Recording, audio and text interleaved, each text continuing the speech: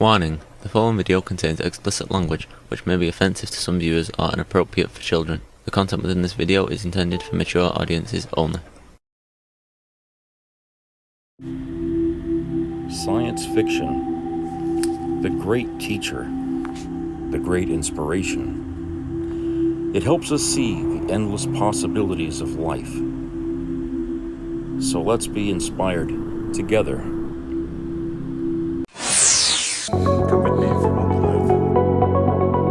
We are all explorers, driven to know what's over the horizon, what's beyond our own shores.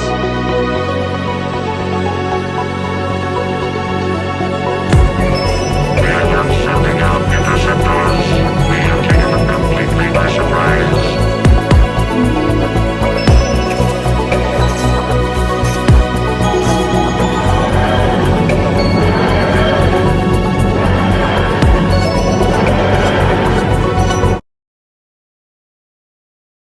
Hey everybody, welcome to Trekker Critique.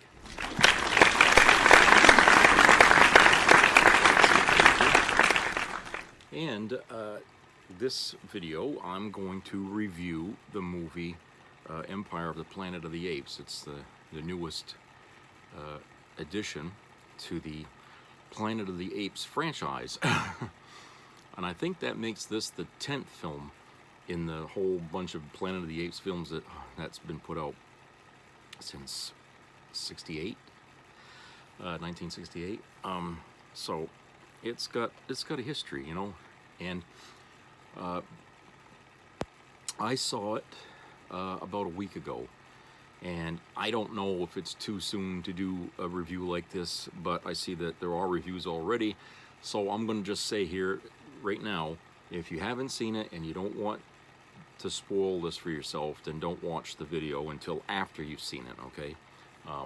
But I'm just, you know, because if I wait too long, then the things aren't going to be so fresh in my mind. You know, I have a terrible memory of things. So let me just jump right here into some of the background here. If you saw the last one, which if you're interested in this video and the review, and you're going to see the movie, then I'm assuming you have. This story takes place about 300 years after the last story, the last film, War for the Planet of the Apes, which puts this like in the year 23, 24, or 28 or something like that, I think. So it's in the future.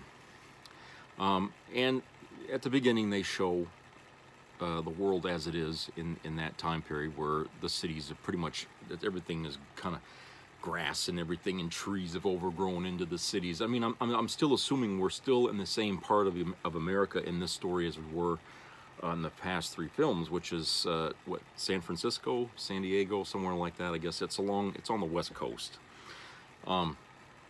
So that whole area now is kind of all covered now in trees and stuff. So there's still buildings standing, what's left of them. I mean, a lot of it's kind of rotted after 300 years. So what you're seeing is just the skeletal structures of those buildings standing. And the monkeys, or the apes rather, they have kind of made a home inside some of those areas. And there's this one area that's really the big home. It looks like a bunch of big satellite dishes that have been abandoned, and they kind of made like a home under them, and they can climb around inside and everything. So, you know, they have, you know, they kind of set that up. And they, you know, it starts off with a sort of how do I call it? These three apes doing sort of a rite of passage for their age or something. They go out and they're supposed to collect eggs and bring it back as sort of a, I don't know, coming of age kind of thing, that, you know, it's a tradition that they created in themselves. And so through that they find some eggs, and they kind of run across some, you know, interesting things. They go back to where their home, and, you know, they think that could be humans around, okay, which you don't see right off, okay, But there is one that kind of follows them around a little bit. It's a female human, and she, she doesn't. You don't see her face for for a while because she's kind of following them, and she's basically trying to use them in a way to get something that she wants. Okay, and she pretends to be mute. Okay, but she can actually speak. But she doesn't do it until she's like, put in the position to, in danger. But she's somebody in the story that you really, she has ulterior motives. Okay, because she's on a quest to look for something that she needs to bring back to a colony of descendants of humans that live underground in a big facility. And they basically, this facility has an entrance, a big entrance into it. Okay, I'm jumping ahead a little bit. Okay, she's from a facility that sits, up on the plateau, I guess, as you could say. You can't really see it. It's pretty well covered, so they don't really show it. But there's another facility which they somehow at some point in the near period of the story was discovered by this big gorilla who calls himself Caesar Proxima. Okay, and Caesar Proxima is the leader of a group of gorillas who've taken the story of Caesar, which was in the previous trilogy, and kind of morphed it into something that says that Caesar is trying to dominate the world, wants to, take over everything. So his story, the real story of Caesar, has been twisted and, into somebody, this other gorilla, to control other people, other great apes. I say people, but other apes. He's trying to dominate the other apes. Well, somehow they found this great big door that goes into an old military facility. Okay, and the door's huge. And what they did is, because it sits on the shoreline of the west coast, they built a dam to keep the seawater back, so that way the door is exposed. And for months, maybe longer, they've been trying to blow the thing open to get in there, right? Because Caesar Proxima knows, about what humans and some, that they have technology, stuff he could use, guns, weapons, and stuff like that, to just go across the land and, take everything, okay? Just dominate the whole fucking continent. So he's really obsessed with trying to get in there. And he's built, like a little encampment around it where he's gone out and basically kidnapped apes all over the area and brought them in as slave labor to work the area to try to, open that door, to get it open. So that's what he's been doing, okay?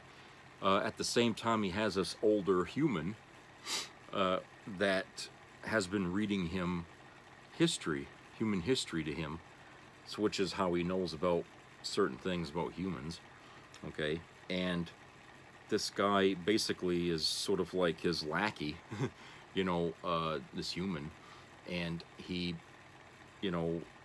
basically just I guess they found him with other humans, I guess a colony of humans or something, and so he survived, and he uses him as a sort of a right arm, I guess, if you will, to teach how humans would do things, and how he has to get in there and get that weapon. That's how he knows there's stuff in there. He's got to get in there and get the weapons out to use for his conquest of the land. Okay, so that story, and then of course going back to the other story where what happens is the village that when we first start in the movie gets attacked by the Caesar militia here, or whatever, and his one of the main characters, his father, is killed. The ape father is killed except for his mother, which they kidnap and take. But all the people practically in that village are gone. All the apes. And when he comes back and he finds that, you know, the place is on fire, it's burnt, you know, and everything, he wants revenge. Okay, this ape wants revenge. He wants to go out and find the people that did it and do something. Okay, so he along the way he meets an orangutan who happens to know the real story of Caesar, and he wears this necklace with the emblem of remember that window, you know, from the previous trilogy, you know, where Caesar was always looking out the window outside. Well, it's an emblem with the symbol of frame of that window. Okay, so he's like one of those people who are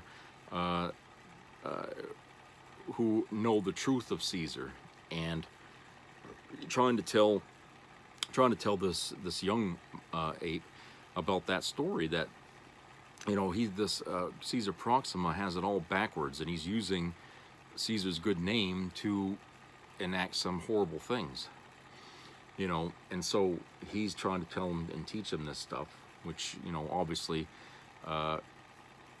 from the camp that this ape, the younger ape, grew up in, I guess they didn't really know much about Caesar except what was currently going on with this Caesar Proxima. Okay, so they kind of were left out of the lurch, basically not knowing Caesar at all. And this orangutan decides he's going to follow him on his quest. And along the way, they find the young woman, female that was following them, and they kind of include her in with their little trek. And then they find out along the way, when they were under attack, that she can talk, which was like, oh, you know, they couldn't believe it. A human can talk, you know. But it was no real surprise to the orangutan, because he knows, you know, the story of humans as well. I mean, because the story of Caesar and the story of humans is kind of intertwined, you know, because Caesar spoke good of some humans in his history that he left behind, and not all of them are bad. But the orangutan calls the girl Nova, like they did in the previous film, because in him he says all human females are called Nova. You know, and I don't know, that was kind of funny, but through the movie they call her Nova, but she kind of leaves things secret, doesn't tell the apes everything, because she needs their help, I guess, to find this thing that she's looking for. And what she needs is something that's inside that underground military facility that's being protected by Caesar Proxima. Okay, something in there they need, or she needs. So she, in a way, kind of gets their help to break into that thing, which they do. They get captured first, but while they're captured and they're being enslaved to work, they figure out a way to bust into that fucking thing, because there's another way to get in there that's high up on the cliffs, okay, that she knows about, okay. And so she gets, you know, the apes and her, they start climbing up this fucking thing, okay, to get inside the top part, which looks like an overview of the whole ocean you can see from there.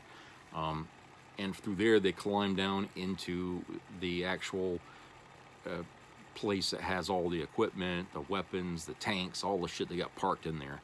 But there's no people in there anymore.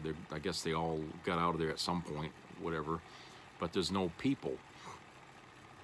And so the girl finds something, like it looks like a little drive or something, or a computer drive, that she yanks out of something, which apparently is what she was looking for. And they find out that, you know, the monkeys find out, like, hey, wait a minute, you know, you had this, you know, agenda here. You haven't been totally honest with us. What are you trying to do? And, you know, and so, you know, it comes out, you know, where she tells them, you know, that she's trying to help what's left of humanity to reach out and connect to other places around the world that have similar bunkers. that, you know, these humans have been underground for 300 years, okay, trying to avoid that plague that, you know, wiped out most of the humanity in the world. But she's got this thing, and apparently she's immune somehow to this virus that, you know, I don't know why, but they don't even explain how she can walk around, because at the end of the movie, was somebody that came out to get that thing that she found had to wear a fucking hazmat suit. Okay, so apparently the virus is still out there, it's still active, and it could still kill humans, but this one human girl apparently is immune to it. They haven't said anything. That's probably something that'll come up in a later chapter in this new trilogy that they're working on here. But she breaks in there. They get inside this military facility, and they had plans to destroy that facility so Caesar Proxima cannot use what's in there. And what they had done was they set up dynamite along the dam that they had made to hold the seawater back. So what they were going to do is open those doors from the inside and blow the thing and let the water, the ocean water, go in there, fill up the damn place and destroy it. Well, they opened the door, and guess what? Caesar Proxima and all his army is waiting right there, because they knew they were going to go in there, see? So they go in there and they try to strong arm their way to get into the tanks and the guns and all that stuff. And the human girl detonates the bombs anyway while they're still in there, and the seawater comes in, and they have this great big try to escape kind of scene and everything, and you know, the facility is ruined, and you know the good apes, most of them get out, and human girl gets out. They climb. What they did is they went back up the way they came in, and they were up there. Somehow Caesar Proxima made it, and he survived it, and he's up there waiting on him, and they have this big fight at the end, and eventually all the other surviving gorillas basically crowd him, where he falls off the ledge and dies. I mean, that's the end of him. So then we see the girl, Nova girl, go back to the place that she came from and give the drive to somebody waiting for her outside, which they take in and they plug into a computer, and all of a sudden now they're able to communicate to other facilities around the world. Okay, I guess, or maybe you know, they just I don't know if it's like all American or if it's just global, but apparently the network is still working after 300 years, and they're able to use it, you know. I mean, that was the only part of the story that I kind of found a little bit like, would it still be working after 300? You know, it's like a lot of the technology that they're using is old. It's 300 years old. Would all of that still be functional? I mean, I don't know. I mean, even if it's underground, you know, parts break down. You know, things don't last forever. I mean, Christ, my father used to fix electronics when I was growing up, and things break down electronically, and sometimes it requires a spare part or a new part, you know. And I doubt there were any Radio Shacks or anything like that still open, you know. So I mean, I don't know. I mean, I guess that's the part you got to suspend in the disbelief in this story, is that somehow these humans have been able to live underground for 300 years in these bunkers and maintain the equipment they have, and are able to feed themselves or something, and they're not affected by the virus. And this girl, I guess, I don't know, I guess she's, if they're going to use her for something else in the later stories, I don't know, but apparently this is like opening a door to a bigger thing that's going to come down in the story later, which I think it's going to be like humanity trying to make a comeback in the world that's dominated by apes, you know. So I'll give you my ideas about what I think might happen here, and as the story progresses forward. So let's go a commercial break.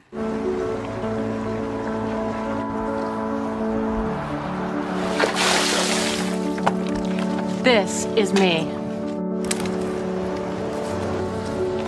This is me.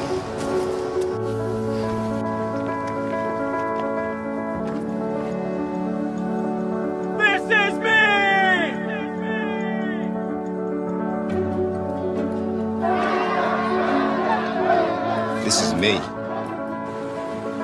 I'm Alex Curtis. I'm a lobsterman in Maine, and this is me. I'm Ruth McLaughlin, and this is me. I'm Eric Hopkins. I'm an artist, and this is me. This is me. Me. This is me. This is me. This is me. At the end of the journey, the main thing is you, original.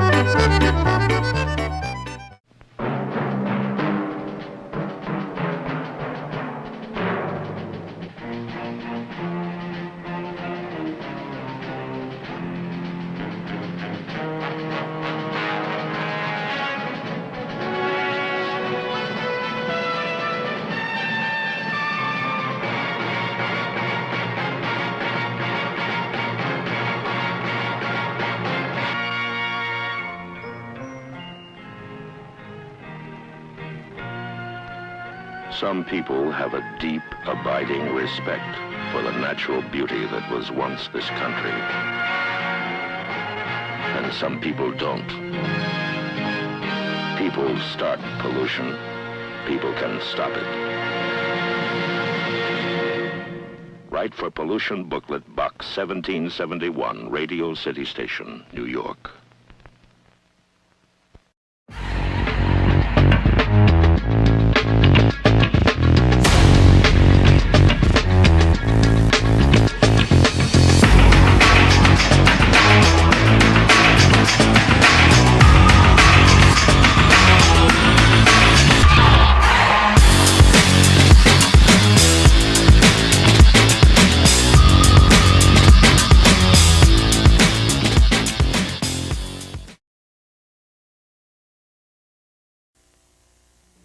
Be a part of the entertainment value of a lifetime.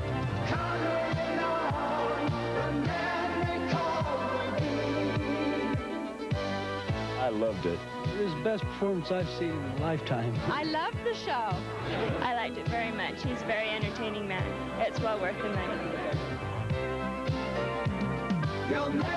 Now appearing in Charlottetown, coming to Halifax November 6th to the 18th, and St. John November 20th through the 26th.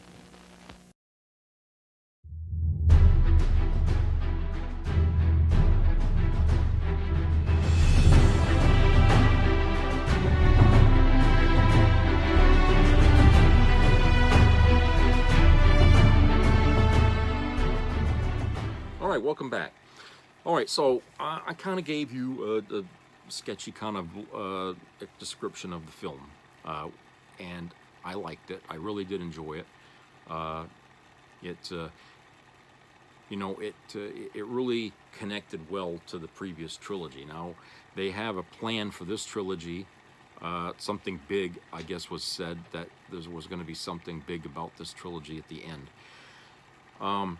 Because this story takes place in the year 2328 or whatever the hell it is, and the original story of the Planet of the Apes starts in the year 3159 or something like that, you know, I'm thinking that we're working our way up to that point in the timeline, that something that's going to happen here in this year 2329, something in this period is going to happen that's going to set the stage for the next story that they say they're going to be. There might be a third trilogy rather, that's going to bring us into the original timeline of the Planet of the Apes, where, you know, the people from outer space come down and, you know, find that the Earth is not, you know, is all fucked up. Okay, so I think something's going to happen in this new trilogy they're working on, where the humans are going to try to make a comeback, and they're going to find that it's going to be near impossible because the apes have dominated so much of the Earth, you know, that the only way they're going to reclaim everything is to, you know, somehow go out there as an army and start killing and shooting and everything, and start, you know, bring another fucking war to the apes.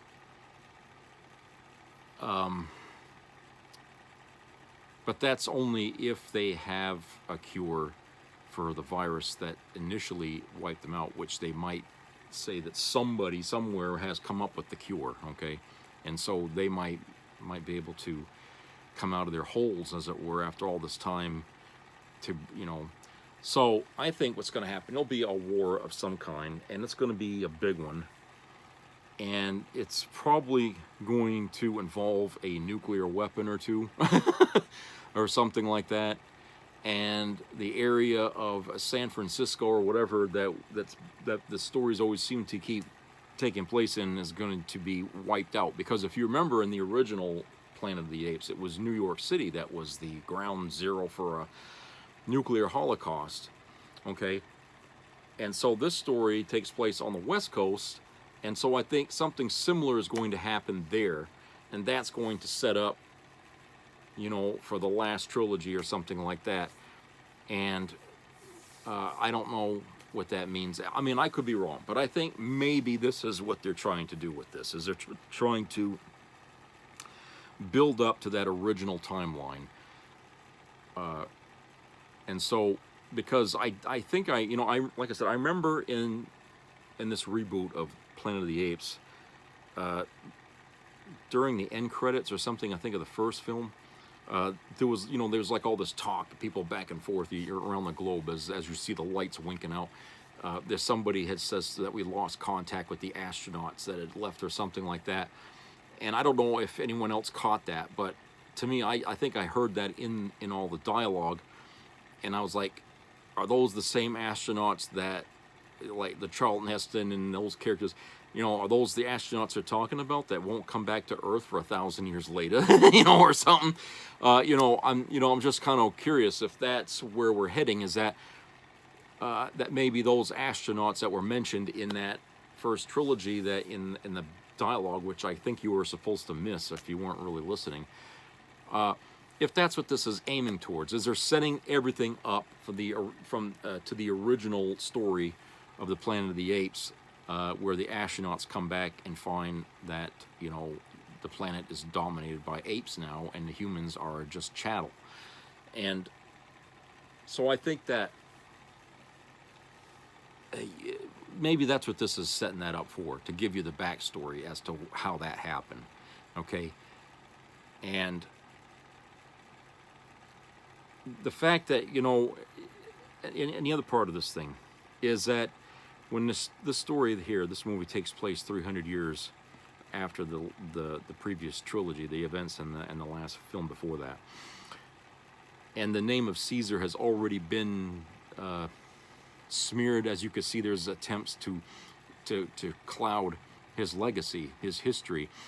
You know, they're out there, you know, there's apes out there that are trying to use Caesar's name to gain power, political power, or whatever the hell kind of power you want.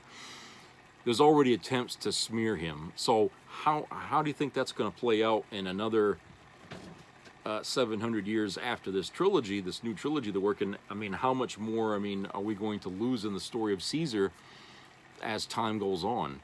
You know, unless, you know, it's basically illustrating how even our history can be flawed. We think we know what happened 3, 4, 1,000 years ago, but we really don't.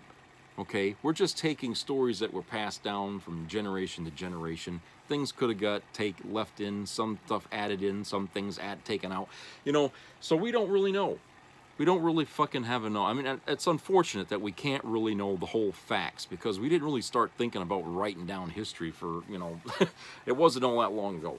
But it's, you know, it's trying to illustrate how through the passage of time, even in just 300 years, people and history can get muddled by individuals who can muddle it for everybody else, you know. And then there'll always be those small factions who cling to the true story, okay, but never seem to able to get it out, okay, like this orangutan represents it. He knows, he's closer to the truth than everybody else is, you know, everybody else is. He knows the real story of Caesar. He knows who Caesar was, that he wasn't malevolent, he was actually a kind, and he actually loved some humans. Okay, he has the story, but he's seeing the world around him changing because other apes and all them are changing the fucking story of Caesar, and, you know, the purists are basically shunned. You know, they're outcasts. So this is like really a good how can I say, a mirror of humanity on how we are, how we've taken events and twisted them some ways, you know, to benefit us, and I'm sure that's happened a lot over the centuries, and the trueness of what's been said and done has been smeared with populist ideas and stuff like that, and opportunists, until the truth of things just so unrecognizable that you don't know, you know. And unfortunately, a lot of apes don't know. They think Caesar Proxima is what the real Caesar was, you know, and he wasn't, you know, as we know, he wasn't anything like that. But this is it does feel like a beginning here in this movie, a beginning of something big that's coming down the pike, okay? And it leaves you with that feeling when the humans finally make contact with other survivors that are still around. So they didn't all die in the end of that last trilogy, okay? That was just, you know, that faction of military people that slaughtered themselves, okay? But around the world, people were already hiding in bunkers, okay? So they had escaped, you know, the worst of it, I guess, and they just stayed there until they felt they could come out, you know, I guess whenever they felt they had a cure, which obviously they hadn't found one. Which is why, you know, like I said, that's the only crux, I guess, in my theory, is that they didn't say anything about finding a cure for this plague. After 300 years, they're still dying from it, okay? They're still, you know, the humans are still afraid to go outside, okay? And they're still cooped up in their fucking bunkers. They won't come out. But maybe by contacting all these other places, somebody else might have found a cure around the world somewhere, and that might open a door to get the humans finally coming back out into the world. So the next story in this could take place, you know, a few years after this story, showing the humans, you know, more, you know, being outside more and stuff and everything, and trying to reclaim the society, a civilization, trying to make a new civilization. So I think, you know, like I said, this is setting up for a fight or some kind of battle that's going to, you know, destroy, you know, with some nuclear weapon. Because if they still have tanks, they still got guns, you know, they probably still have nukes in the silos, and they still probably have access to launch those fucking things, okay? So, you know, because you remember, it wasn't a nuclear war that wiped them out here in the original trilogy. It was a virus that was hurting humanity. And what was left of humanity was fighting each other over dominance, and they, you know, the militaries ended each other, you know. So so those things, the most powerful of the arsenal is still there in the ground. I mean, whether or not it still works after 300 years, I don't know. But if they're showing you that it does, that things are still working, so that leaves the door open that yes, maybe somebody, maybe there is a big military bunker where there's still control over some of that stuff, and maybe something will happen where they're going to be forced to use it to, in their way, try to say, well, we're going to finally wipe out all the apes, and that'll be the last we'll ever see of them, and then we can come out and reclaim our world, you know. And that's how, maybe that's what this trilogy is going to lead to. And then that'll probably go to that, the you know, they ain't saying definite if there's going to be another trilogy after they finish showing us this one, but I read online in an article that there's the possibility there could be another one after that. And if there is, then it's probably going to butt right up against, or follow right along the lines of the original story from '68 that shows the astronauts, the long lost astronauts, coming back. But I don't know how, if they're going to change it to where you know, I don't know. I mean, because they still have to have the humans still enslaved by the apes by then, right? So that means something would have to happen. Maybe the virus comes back or something. I don't know. But it's going to be interesting to see where this trilogy takes us here in this reimagining, I guess you'd call it, of the Planet of the Apes. Right now, like I said, up to now, it hasn't really tread on, if you want to say, canon of the Planet of the Apes. It really hasn't. I mean, it's re-envisioned things, but this is like 1,000 years before Planet of the Apes, the original Planet of the Apes, came out. So they can pretty much do all they want up to this point. You know, personally, I don't mind if they do conflict with the original film. I still love the original film, and I think because we've seen the last trilogy and this movie here, and the style in which they're doing it, I wouldn't mind if they change some things in that to make the story more interesting.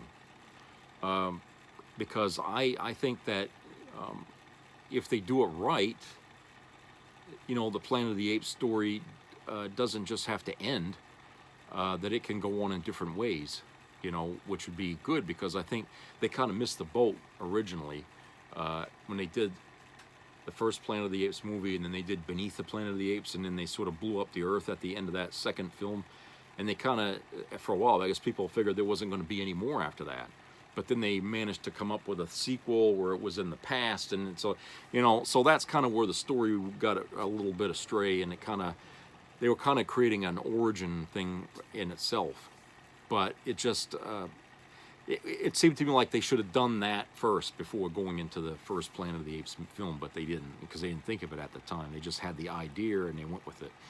But here they're doing it by giving you some backstory that leads up to it, okay? Which means they could make changes to the final trilogy, so that way it has more impact. It has, you know, you don't have to know the backstory. You already know what's going to happen, okay? And so they can make the story even more impactful in other ways, other than the astronauts finding out that all along they were on Earth or something, okay? But they could do it another way, you know, for that last trilogy, if there's going to be a trilogy after, okay?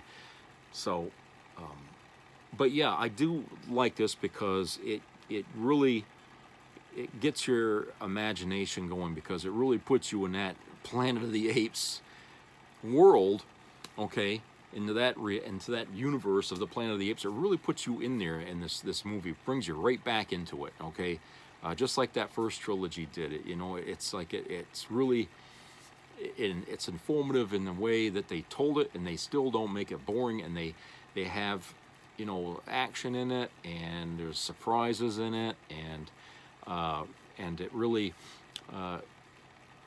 you know, it leaves you like, oh, I can't wait for the next one. I got to see what's going to happen in the next one when that comes out, you know.